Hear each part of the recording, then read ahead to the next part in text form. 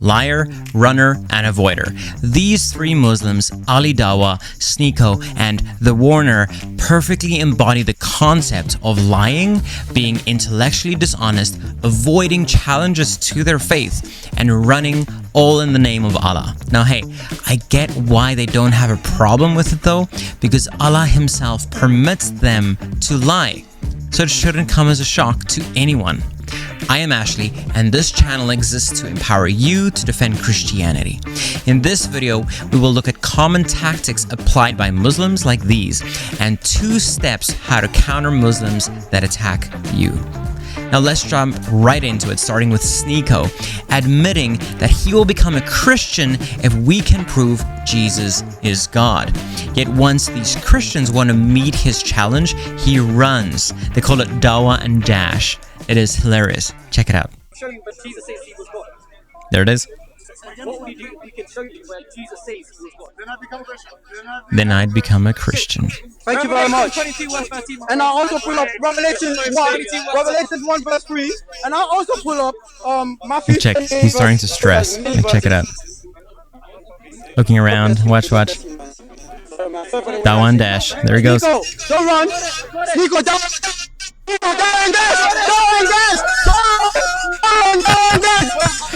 Now he tries to make a joke out of it.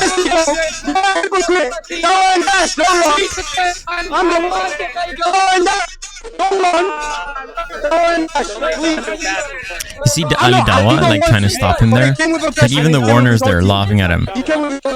Right. There he goes again. The thing is, he never comes back. Sneako! Oh my goodness. Dawah and dash, don't run! Sneako! Dawah and dash, this is embarrassing, Sneako! Sneako, this is embarrassing! Don't run! Sneako, Dawah and dash! You came with a question! Sneako, you came with a question! Alright, that's enough. Like, he runs. Now, the video's on YouTube, you can go watch it, right? At the end, he just runs super far, and he never comes back. Like, you can see Ali Dawah almost dying inside. Like, dude, just stop what you're doing, man. Just just stop. Because, and the Warner just standing there laughing at him. Like I'm sure they know, oh man, we shouldn't have said that, because they're going to prove to you that Jesus is God out of the Bible. It's hilarious. But man, what a hypocrite. Run, Sneako, run. Now, here's another one. It's the Warner and Sneako. First claiming there's only one Quran, then being schooled out on how many there actually are. Check this out. So I was wondering what your perspective was about the preservation of the Bible and the Quran. Right, the Quran has never been changed. Never been changed. So there's only one Quran. Yeah, there's only one version of the Quran. Only one version of the Quran. Yeah, and since then, like, people have been able to recite it. Even if all the Qurans were burned, then we'd be able to. Right. Because the oral tradition, you know exactly what it is, so you can recite it by I heart. can't recite it, but people can Others memorize can. it. Yeah. Right. Yeah, others can. So do you accept that there's 10 qira'at of the Quran, 10 different readings? Sure. Okay, but those 10 different readings are obviously different, right? Okay. So if they're different, then there's not one Quran, there's 10 Qurans. You see how he said, sure? And then he's like, okay. Like, he's never heard of this. Yet he says, sure, by accepting there are 10 different ones. Okay. So do you take that back that there's only one Quran? That's the first time I've heard that. I said it to you, you accepted it, so I assume you know about it, right? You said Don't sure. take my word for it. What are the 10 versions? No, so there's different recitations, just like there's... Now, this is the Warner speaking. Like, he's coming in saying it's different recitations. It's like different accents. Listen to what he says. different accents. There's a British accent, there's a Texas accent, there's an English accent. They're not accents. Different accents. Who are you going to believe, a Muslim or a Christian? Who are you going to believe, a Muslim or a Christian? Like, that's what it comes down to. Like, oh, it's my word or your word. Who are you going to believe? Like, that's not how it works, man. Really? Is that what it boils down to?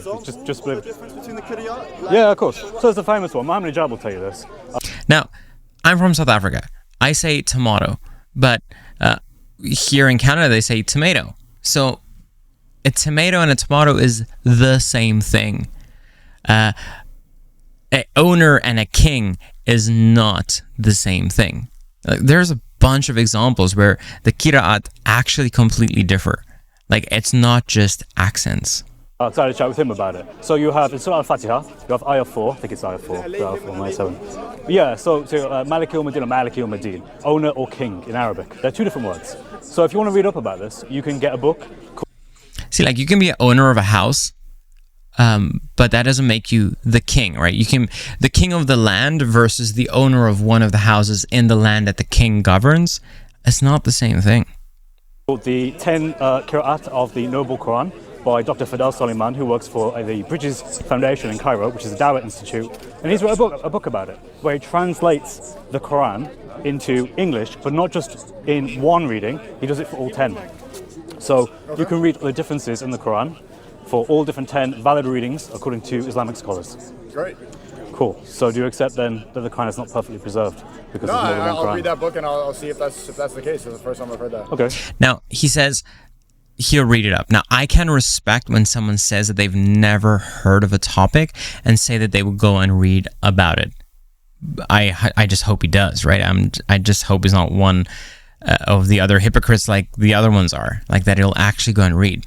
But check this out. The warner comes in and lies, right? He lies flat out, says it's accents. Now, there are different meanings in the Qira'ats where a sentence says something completely different. Now, he also says there are 10 official Qira'ats. There's actually over 30. I can list, here's 30 different Qira'ats. You can go and buy these Qurans. Like, you can go and buy them online. 30. Now, even the oldest manuscript, like the top copy, contradict the Cairene text that was used to canonize the Quran in 1924. That's when it was canonized. Now, check what happens next. The warner comes in and he tries to attack them personally instead of defending these claims against Islam because he simply does not have an answer. He cannot objectively claim that the Quran has been perfectly preserved because he can't justify which one of the 30 was actually the preserved one. Check it out. This is an ad hominem. He attacks them personally and just avoids. He tap dances around the actual topic at hand. Is the Quran perfectly preserved? If so, which one of the Qira'at is actually the perfectly preserved one, and what brought you to that conclusion? No Muslim can answer this. But check what he does. Also, keep in mind that you guys are Christians. You guys misinterpret everything. Keep in mind, you guys are Christians and you misinterpret everything. See, there he's trying to tap dance and change the topic, change the subject. So that's called ad hominem. That's called ad hominem. So let's that's ad hominem. Ad hominem. Calm See, down. now it's like, oh, you think a man is God. Why would you take anything you say seriously? Calm down. No need to attack someone. It's just ad hominem. Ad hominem means against the man. It's a fallacy that people use in debate when they can't actually address the point. I'm having a conversation. So let's address the point. So according Yeah, I'm having a conversation. I'm not debating. Man, what a scapegoat. Like, he just made points against them. Oh, what about this? What about this? What about this? What about this? Oh, but I don't want to defend anything that you guys are bringing up to me because this is not a debate. This is just a conversation. Yet he brings up a whole bunch of stuff to them, which, like, what? Is it now fair for them to just say, like, oh, I don't want to answer this either because this is just a conversation. This is not a debate. Like, what a hypocrite. What a liar. according to Islamic Sunnah, the Hadith, Muhammad says there is 7 viable different ways that you can recite the Quran. They're called the Aruf. I can get the Hadith, it's Sahih Bukhari and others as well. So that must mean there are 7 valid ways of reciting the Quran. But according to your scholars, there's 10. How did that happen? That's the first time I'm hearing that. That's interesting. Yeah. You should look it up. See how the warner is just quiet? The guy asks, how did that happen? Quiet, like crickets. Nothing. So then they speak about Uthman, grabbing all the manuscripts, putting them all together, burning out all the other ones that the Muslims were fighting over because no one actually remembered what the right Quran was. Everyone had different ones. So he gathered all the manuscripts, he burnt them all, he chose the one that is Qurayshi, this is the right one, and that was now the Quran. Like, even that in himself. They're like, everyone's remembering it differently, but Uthman remembered it correctly. No one else, right? Just that on a scholarly ground, you cannot therefore claim that the Quran has been perfectly preserved, because he burned so many manuscripts that contradicted the one that he agreed with, right? But check it out. So they're talking about this, and here comes the warner again with ad hominem attacks, trying to steer the conversation in a new direction instead of actually addressing the question at hand. You don't think you're just projecting about how all the Is this another ad hominem? That's another ad hominem? Okay, so that's an ad hominem. You're projecting. Hold on. Hold on. You don't think you're just projecting? Hold on. Welcome to Speaker's Corner. That's a two-court fallacy. You don't think you're just projecting your insecurity? No, ad hominem. Brother, that's a two-court fallacy. Whether it was or was not the case that the Bible was preserved or not. That's why I know. Look. Sneako, Dawah, and dashed again. Right, you going? You going? He just walked off. Right. That was the quickest debate ever. That's fallacious. Where's he going? I don't know. Where's he going? Do you want to debate? Do you want to debate? You just know to insult. Yeah, because that's what you tried to do to me as well. You tried to... Just want to insult. Yeah. I mean, I can't even be angry at the guy. His religion teaches that this is permissible, right? So it is what it is. But I was shocked when I heard Ali Dawah use this against a Christian to try and prove a point, especially knowing that he objected to the very questions he's throwing at this Christian in another video. Like, the hypocrisy is next level. Now, check what he says in this video, and then I'm going to play another video how he refutes himself when presented with this question about Islam.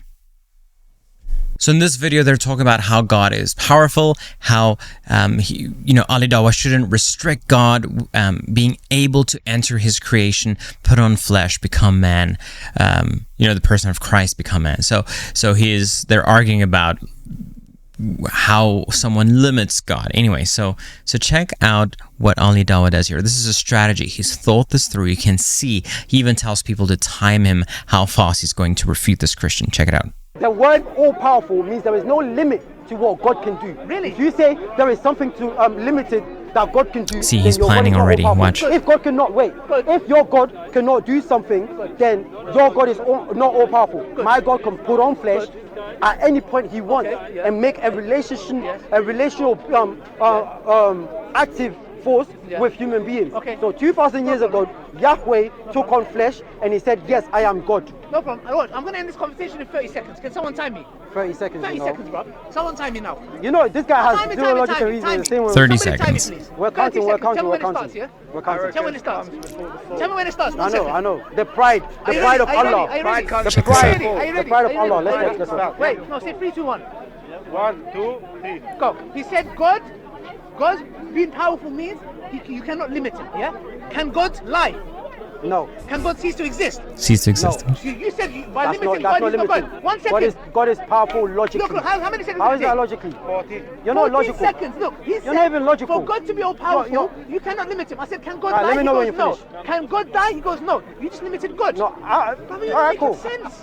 Alright, cool. God is powerful. You can't limit him. Can God lie? No. Can God cease to exist? No. Can God make a rock so big he can't live? That's such a fallacious argument. That is such a fallacious argument. That is such a fallacious argument. This is embarrassing, bro. This is embarrassing for the ummah. This was embarrassing. See how he brought up the thing? Is God so powerful he can create a rock so heavy that he can't lift it? Like, the fallacious arguments that he is making, I'm gonna let he himself refute himself. All right, watch this video. I can't believe he brought this up.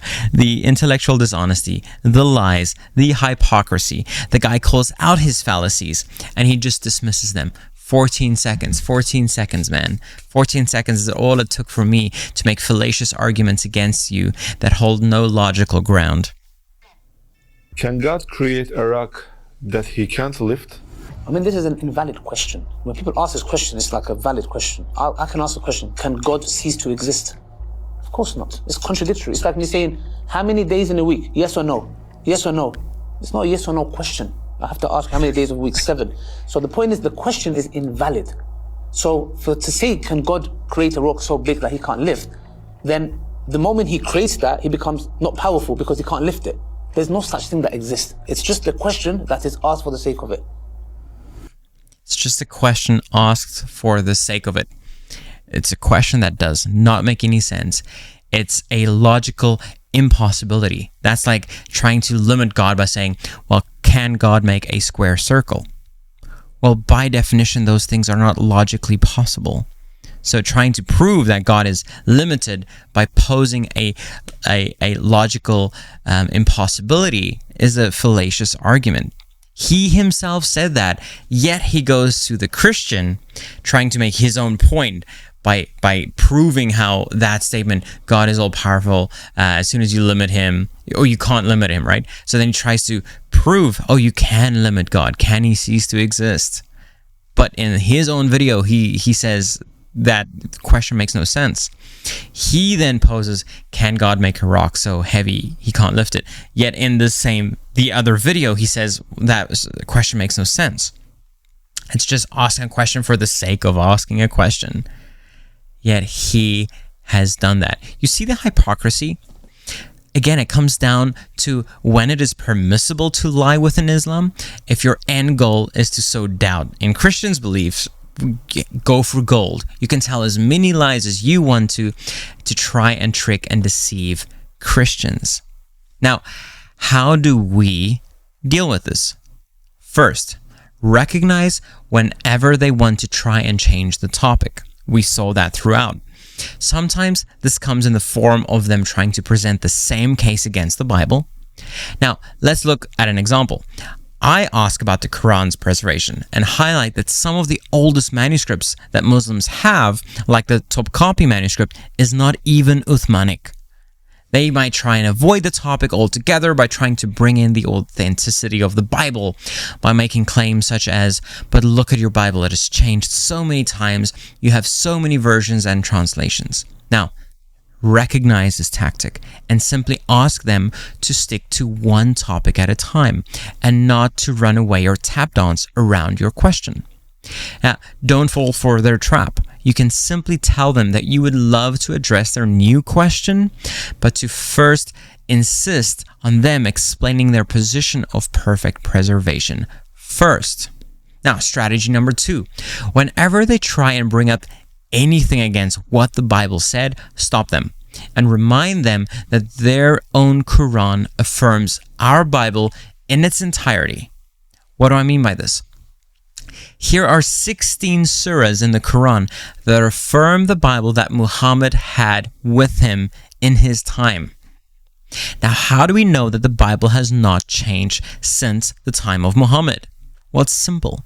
Because we have manuscript evidence of what was in the Bible before Muhammad's time, during the time of Muhammad, and after the time of Muhammad, and they all remained the same. If you want to read up about any of these, Codex Sinaiticus, Codex Vaticanus, like Dead Sea Scrolls, it's all out there. You can just go and check Interlinear Bible, make sure they're all the same.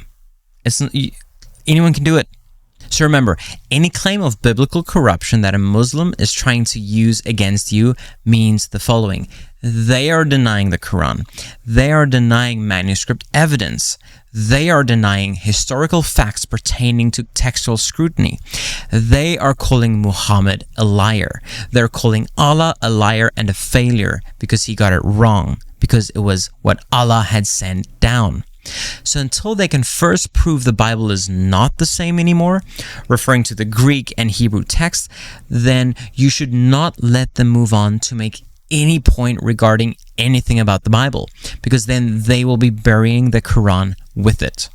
Keep reminding them of that each time they want to continue attacking the scripture. So in summary, number 1, don't let them redirect the conversation and run away from your question. And number 2, don't let them attack the Bible without reminding them that their Quran supports everything in it, according to actual manuscript evidence. Want to support this ministry? Head on over to Patreon, link is below in the description, and choose a package. Even for as low as the value of a takeout coffee, I have an apologetics course on Udemy, I sell Christian merchandise like this hat. Have a good one.